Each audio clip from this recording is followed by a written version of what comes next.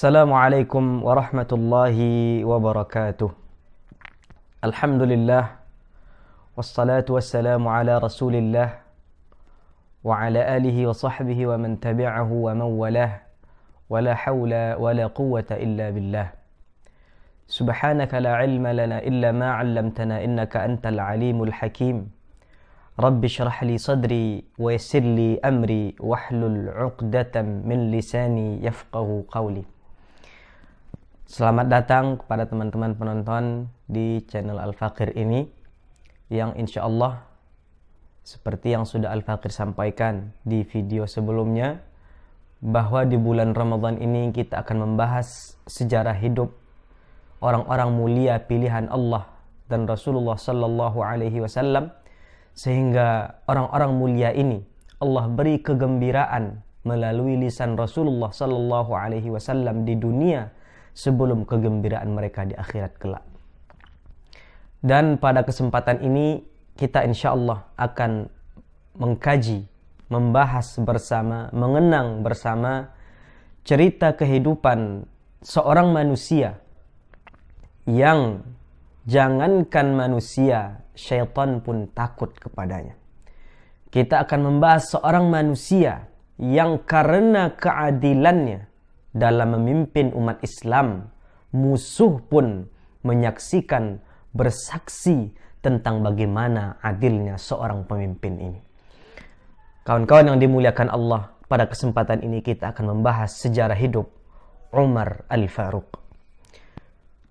Penonton yang dimuliakan Allah Subhanahu wa taala, Umar memiliki nama lengkap Umar ibn al-Khattab ibn Nufail ibn Abdul Uzza Al-Qurashi, salah seorang pemimpin besar Quraisy di masa jahiliyah sebelum masuknya Islam, yang pada masa jahiliyah Umar ibn al-Khattab ini merupakan pemuda yang menjadi diplomatnya kaum Quraisy. Tidaklah ada setiap permasalahan yang dialami oleh orang Quraisy antara sesama kabilah mereka ataupun antara orang Quraisy dengan bangsa lainnya, kecuali Umar ibn al-Khattab merupakan orang yang akan diutus untuk menyelesaikan permasalahan ini. Ini menunjukkan bagaimana Umar, meskipun dengan umurnya yang masih muda, dengan umurnya yang masih belia, tetapi karena kecerdasannya, karena keadilannya, karena kebijaksanaannya, ditunjuk oleh para petinggi Quraisy sebagai diplomat ulung yang menyelesaikan permasalahan mereka.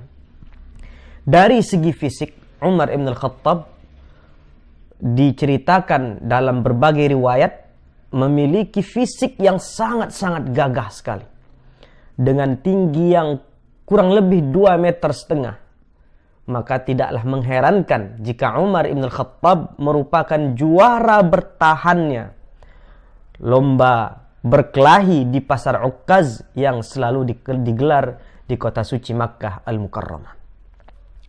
Inilah bagaimana gambaran Umar Al-Faruq, Umar ibn al-Khattab sebelum Islam datang menyinari hatinya.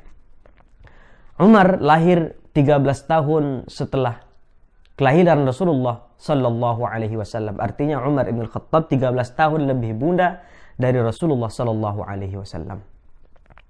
Bagaimana kisah Islamnya Umar?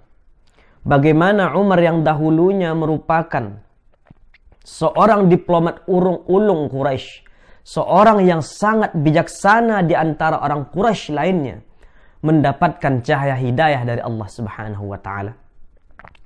Teman-teman yang dimuliakan Allah Subhanahu wa taala, seperti yang kita ketahui bersama bahwa sebelum Umar Allah titipkan cahaya Islam, sebelum Umar Allah titipkan cahaya iman di dalam hatinya, Umar merupakan orang yang sangat membenci Islam.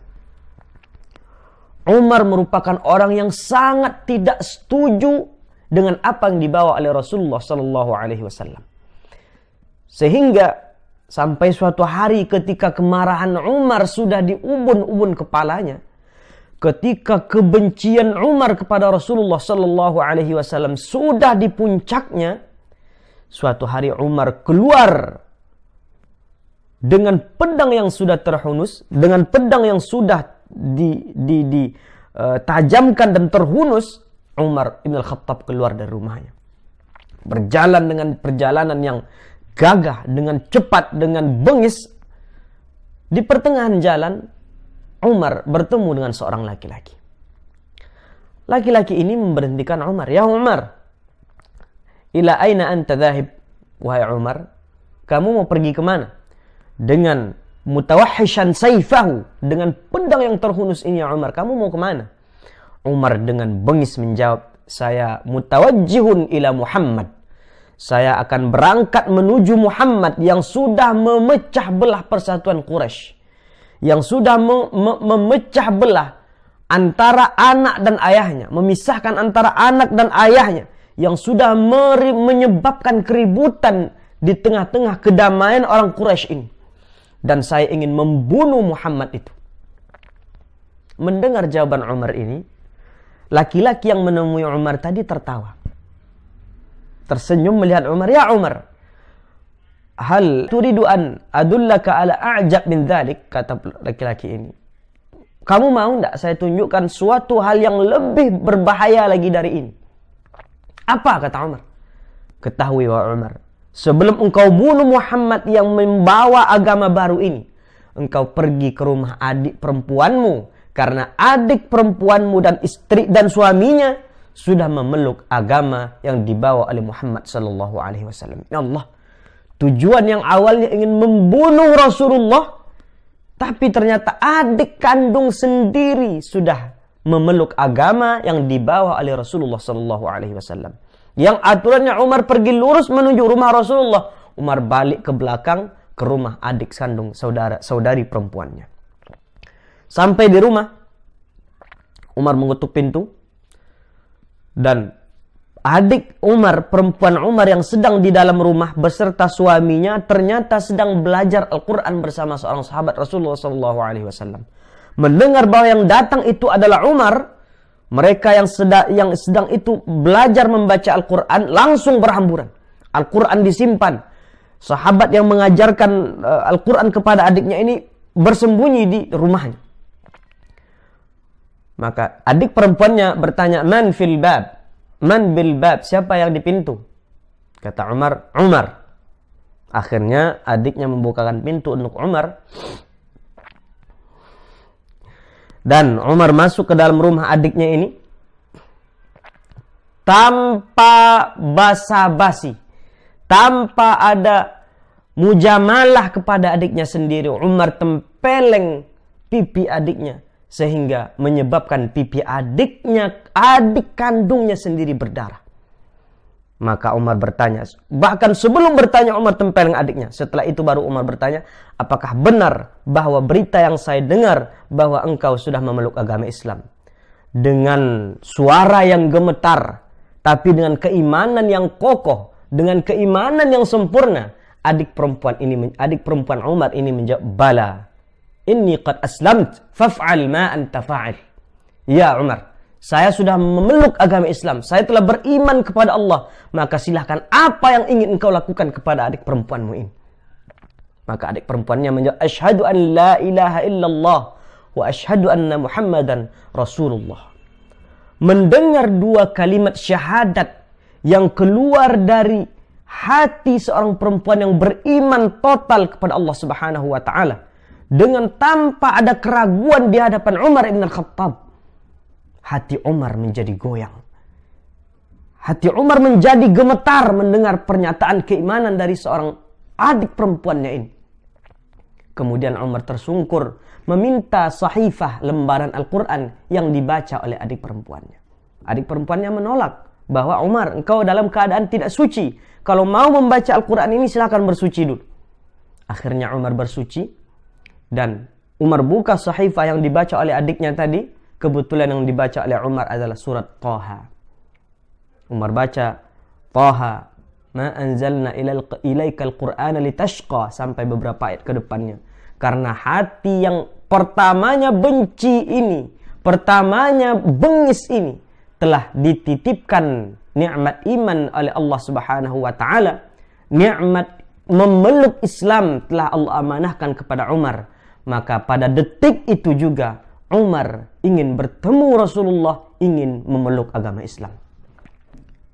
Dullani ala Rasulullah, kata Sayyidina Umar. Tunjukkan aku di mana Rasulullah sekarang. Akhirnya para sahabat pun yang berada di rumah adiknya ini menunjukkan di mana posisi Rasulullah, yang ternyata di rumah Al-Arqam ibn Al-Arqam. Akhirnya Umar beranjak ke rumah Rasulullah, ke rumah Arqam ibn Al-Arqam, sahabat yang Rasulullah SAW berdiam di sana. Tujuan yang awalnya ingin membunuh Rasulullah, ingin menghunuskan pedangnya kepada Rasulullah, berubah menjadi orang yang ingin memeluk Islam dan beriman kepada Rasulullah Sallallahu Alaihi Wasallam. Inilah kisah bagaimana Islamnya seorang Al-Faruq Umar ibn Al-Khattab. Setelah Islam, apa yang dilakukan oleh Umar? Teman-teman yang dimuliakan Allah Subhanahu wa taala. Perjalanan berlalu hingga akhirnya perintah hijrah dari Makkah ke Madinah Allah berikan kepada Rasulullah dan para sahabat. Bagaimana cara Umar berhijrah? Kalau sahabat lain berhijrah dengan cara sembunyi-sembunyi, sahabat lain berhijrah dengan cara takut dari siksaan orang Quraisy, tapi Umar tidak. Umar pergi ke Ka'bah, tawaf di Ka'bah. Setelah menyelesaikan tawafnya, Umar berkata, berdiri di hadapan perkumpulan orang Quraisy sambil berkata, "Man arada an tathkulahu ummuh wa yu'tamu waladuh wa yurammilu zawjatuh fayalqini wara'a hadzal wadi." Siapa yang ingin orang tuanya menangisi kepergiannya, siapa yang ingin anaknya menjadi yatim karena kematiannya, siapa yang ingin istrinya menjadi janda karena kepergiannya, maka silahkan temui aku di belakang lembah ini. Cegah langkah aku untuk hijrah ke Madinah Al-Munawwarah. Dengan gagah berani Umar berhijrah dari Makkah ke Madinah Al-Munawwarah. Apalagi yang dilakukan Umar setelah Islam? Banyak sebenarnya kisah yang bisa kita sebutkan, tapi karena waktu yang tidak memungkinkan, yang dilakukan Umar setelah Islam yang paling besarnya adalah apa yang ia lakukan setelah meninggalnya Rasulullah sallallahu alaihi wasallam dan setelah meninggalnya sahabatnya Abu Bakar Siddiq radhiyallahu anhu, karena Umar ibn Al-Khattab diangkat menjadi Amirul Mukminin, pemimpinnya orang-orang beriman. Umar diangkat menjadi khalifah umat Islam setelah meninggalnya Abu Bakar As-Siddiq. Bagaimana Umar menjadi khalifah? Bagaimana Umar menjadi sosok pemimpin yang dimiliki oleh orang Islam? Kriteria yang paling nyata di dalam kepemimpinan Umar adalah bagaimana keadilan yang dimiliki oleh Umar ibn Al-Khattab. Suatu hari ketika Umar sedang melaksanakan berjalan-jalan di kota suci Madinah Al-Munawwarah, melihat masyarakatnya, melihat rakyatnya, apakah mereka dalam keadaan aman, apakah mereka dalam keadaan sejahtera. Hingga sampai malam hari Umar bertemu dengan sebuah keluarga yang anaknya menangis. Anak-anaknya menangis sementara ibunya memasak di atas kompor. Kemudian dihampiri oleh Umar ibn Al-Khattab sambil bertanya, "Wahai perempuan, apa yang sedang kau masak? Bukankah anak-anakmu sedang menangis?" Perempuan ini menjawab, "Ya, anak-anakku sedang menangis karena mereka dalam keadaan kelaparan. Karena Umar tidak memperhatikan apa yang sedang kami alami ini. Sementara saya memasak batu yang saya letakkan di atas wadah ini untuk saya masak. Seolah-olah saya memasak sesuatu padahal hanya batu yang saya masak. Hingga anak-anak saya nanti tertidur karena mereka dalam keadaan kelaparan." Mendengar apa yang dijelaskan oleh perempuan ini, menangis hati Umar. Menangis hati Umar melihat bagaimana ternyata rakyatnya ada yang seperti ini. Dan perempuan ini tidak tahu bahwa yang menemuinya adalah Umar ibn Al-Khattab. Sehingga Umar kembali ke Baitul Mal, kembali ke tempat kantornya, mengambil gandum, mengambil makanan. Dan ia minta kepada asisten pribadinya untuk meletakkan goni gandum itu ke atas bahunya sendiri. Apa kata asistennya yang bernama Aslam? "Ya Amirul Mukminin, biarkan aku yang mengangkat ini, wahai Amirul Mukminin." Apa kata Umar? "Ya Aslam, wahal anta tahmilu wizri yaumal qiyamah." Kalau engkau mampu membantuku mengangkatkan goni gandum ini, wahai Aslam, tapi apakah nanti engkau akan sanggup mengangkat dosaku karena tidak adil kepada rakyatku di hari kiamat nanti? Begini bagaimana adilnya seorang Umar ibn al-Khattab. Di lain waktu ketika ada utusan dari Kaisar Romawi untuk menemui Umar ibn al-Khattab, mencari tahu bagaimana kehidupan Umar ibn al-Khattab ini. Seorang utusan ini melihat Umar tertidur di atas tongkat kayunya yang dijadikan sebagai bantal. Melihat hal ini, seorang utusan ini kaget bukan main. Karena bagaimana tidak, Umar seorang pemimpin yang ditakuti oleh kerajaan-kerajaan dunia pada masa itu. Apa kata utusan ini? Ya Umar, adilt fa'amint fanimt. Wahai Umar, dalam kepemimpinanmu engkau adil, sehingga setelah engkau adil kepada rakyatmu engkau merasa aman, dan setelah engkau merasa aman engkau pun bisa tidur dengan nyenyak walaupun hanya berbantalkan dengan tongkat kayumu ini. Inilah beberapa perjalanan kisah yang dialami oleh Umar ibn al-Khattab. Ada ribuan kisah yang kalau ingin kita baca bisa kita sampaikan, tapi karena mengingat waktu, itulah kejadian-kejadian besar yang dialami oleh Umar ibn al-Khattab. Lantas apa yang bisa kita ambil dari perjalanan kisah Umar ibn al-Khattab ini, teman-teman yang dimuliakan Allah? Yang pertama, jangan pandang orang berdasarkan masa lalunya. Jangan merasa pesimis, jangan merasa tidak percaya diri karena berdasarkan masa lalu kita. Karena ada seorang sahabat yang dahulunya berkeinginan membunuh Muhammad sallallahu alaihi wasallam, yang dahulunya ingin menghunuskan pedangnya ke jantung Muhammad sallallahu alaihi wasallam, tapi akhirnya ketika ia meninggal, ia dimakamkan di bawah kaki Rasulullah sallallahu alaihi wasallam. Jangan pandang orang berdasarkan masa lalunya, karena boleh jadi dahulu ia berada di dalam kesalahan, tapi siapa tahu ketika Allah telah memberinya hidayah untuk kembali ke jalan yang benar. Boleh jadi dahulu kita ada di dalam dosa yang sangat besar, kesalahan yang sangat tidak terhingga, tapi jangan sampai karena kesalahan ini menjadikan kita putus asa dari rahmat Allah Subhanahu wa taala. Yang kedua, kalau Allah titipkan kita amanah kepemimpinan, adillah seperti adilnya Umar ibn al-Khattab.